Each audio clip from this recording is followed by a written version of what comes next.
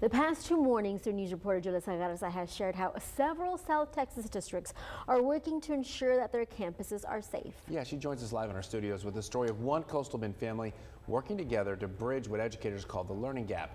It's the next installment of our Back to School series, Classroom Challenges. Julissa, good morning.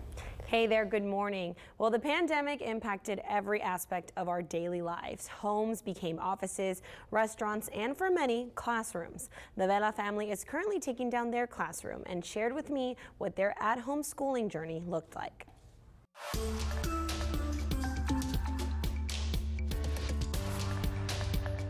This is the initial classroom of when the pandemic first started. Meet Carla Vela. She's a mom of 3. And like many parents, she had to find a way to balance everything, including school, under one roof.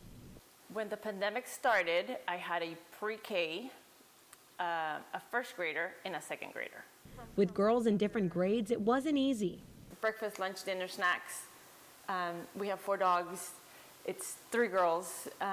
So it was finding resources and ways to make it fun for everyone in different grade levels, or something that would, help all 3 of them.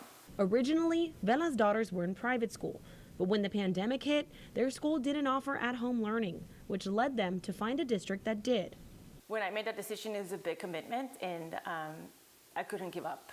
And they didn't give up either. Committed, and you see that here. This was the schoolroom, and then we got very serious in August.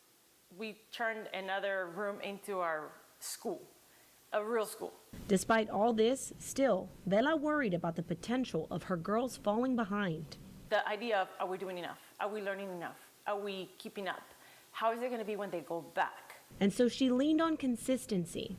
When that March started, there was no break. We had summer here at home, and I kept them engaged as much as I could. Maybe I did a little too much, but they were enjoying it. They never really complained. And there were still a few challenges.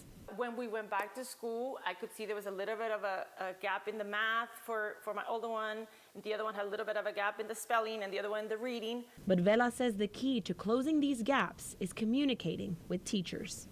I share my worries, and they were amazing teachers. Fortunately, they mastered all of their STAR tests, and we're ready to go back. The pandemic was definitely uncharted territory, so if you as a parent felt the same way that Carla Vela did and saw your students fall just a little bit behind more than usual, you can see that you are not alone. But these districts that I've talked to are really working very hard to have a successful school year with resources and really just doing everything that they can to make sure students are successful. Barbie, John Thomas. Parents could definitely relate, Julissa.